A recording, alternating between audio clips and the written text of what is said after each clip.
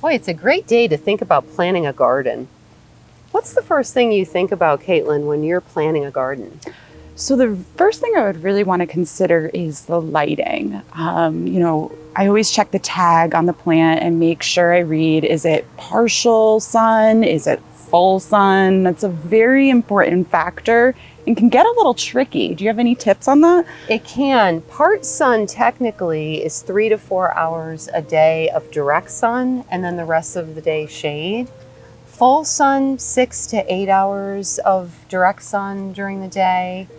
And then we have deep shade where maybe you're not getting any direct sun at all, but there's different types of shade. You get more dappled effect under the trees. The dappled shade is really common, right, under a tree or on the edges of the forest line. So considering your area, where do you want to plant? What kind of light levels do you have in that area? And does it match what's on the plant label? Right. So that you're matching your site to what the plant needs. Let's not forget also, is it going to thrive there? So really important is making sure we know our hardiness zone so we know which plants are going to make it. A good place you can go is our website. You can put in your zip code and it will tell you what your hardiness zone is.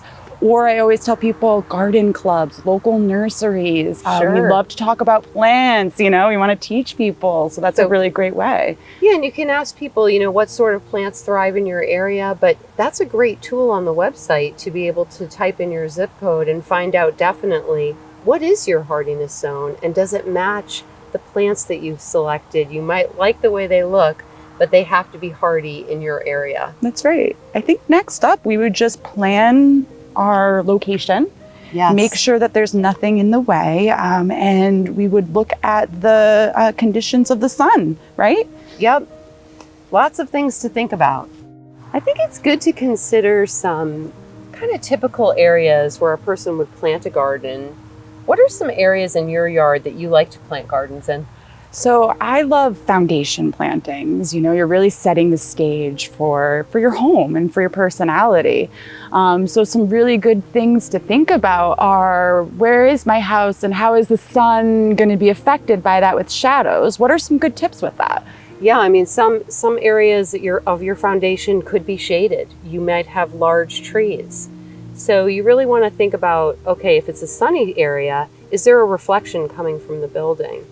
And if there's trees, do we have a lot of roots, which would make it hard to plant? Yes, I've run into that myself, unfortunately. We don't want to harm the tree itself or risk the plant not working. So we really do want to pay attention to planning where we go. Exactly. Is it a good area for the plants that you've chosen? Will they like the reflected light? Or are they shade plants and maybe should be planted somewhere else? I like that. So what if I were to do like a planned garden, like by my mailbox? What are some tips for that?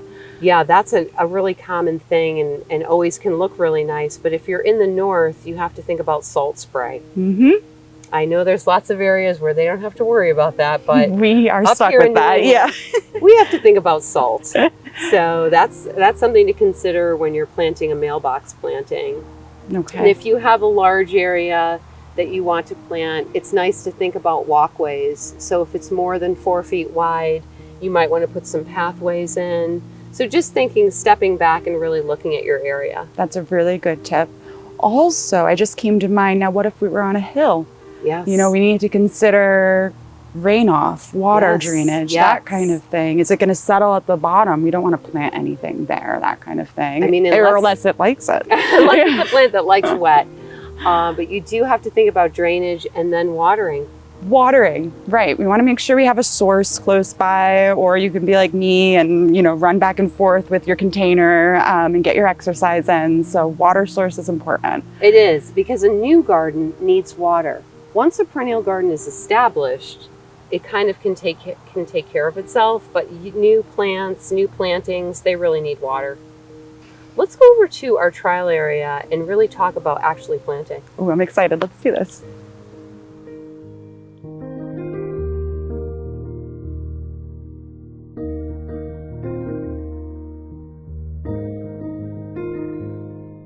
Well, Well, we're here in our trial bed. Nice sunny day. I can feel a little bit of wind coming through here. Yeah, I noticed that walking up. It's very open, it's beautiful, but we want to keep that in mind when we're planting or picking plants, only because if they get tall, you know, if a wind comes through, there's not going to be any support. So we would either stake them or choose a different plant that doesn't get as tall. Absolutely. And we were talking about planting near a home. You might have that sheltered location for something like a rose that might not want to be in full wind. Could be a good thing. That's a great tip. To plant near the house.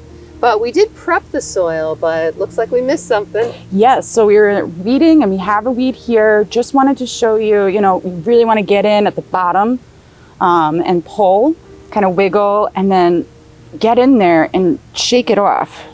You want to try to get the whole root. This one was a little longer, but that's okay. Shake it off and we're gone. Okay, now we're touching this soil and I see that you're kind of moving your hands around like this, and we're looking at this typical New England soil, which kind of has a nice texture. It's very nice. But it's not the case everywhere. No, other parts of the country, all different types of soil. What if I had clay soil, okay, and it almost seemed too heavy? Is there anything I can do to try to break it up, or what would I do so it's not so compact? Yes, a lot of people have kind of hard packed soil. So if you have a clay soil or a soil that you really just want to lighten up a little bit, sometimes some coarse gravel, making sure that it's coarse so that it can create air pockets in the soil. So again, we're focusing on air in the soil and sort of breaking up that hard pan. That's wonderful. I notice even here in this great soil, we have some rock medium, and that's wonderful. It's a good way to think about it, an air pocket for the roots. There you go. Now, do you know, is there anywhere that somebody, if they lived elsewhere, that can send their soil? Do they test it? Yeah, I mean, I think if you don't know what kind of soil you have, do I have a clay soil? Do I have a sandy soil? The best thing you can do is to send a soil sample to your local agricultural extension agent, and they can tell you where to get a soil test. They might do soil tests themselves.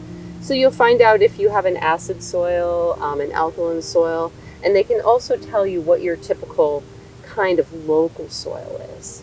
Which is important. Yes, we want to try to use the soil that we have, the native soil. Yes, and I see that you're doing something here with your hands and you're kind of touching the texture of it. What's the purpose of that? So I call it like fluffing the soil. You want there to be air, oxygen in the soil. You want it to be loose. You know, when I first started gardening, it was I would plant and press it in there. You really don't want to do that. You want to really have it be airy so those roots can breathe. Absolutely. I think that's a typical mistake, is to just sort of over compact the soil. Now with us here, we've got some compost, and a lot of times people ask, well, should I use compost? What are some of the benefits of compost? So for compost, you know, there's nutrients in there, right? There's different natural fungi, things like that are just going to encourage and feed the new plants that you're putting in here. A common question that I'll get a lot is, do I fertilize when I first plant? Yeah, and that's really not a good idea the first year. Using a compost, you'll be able to give your plants some good nutrients and create air pockets with the natural bacteria, but it's better not to fertilize the first year after planting. And I see here you've got a shovel. If you have compost, you're going to turn that into the soil. Right. To what depth? Are you just placing the compost on top, or are you digging in? You want to dig in a little bit. You want to turn it over. So, you know, you look at this shovel here and you want to just step on it and stick it all the way in and lean back and turn it over. Just turn it over. Yeah. You know, in our plants here, a lot of times we get questions about spacing. So on the plant label, you can see here where it says 15 to 18 inches apart.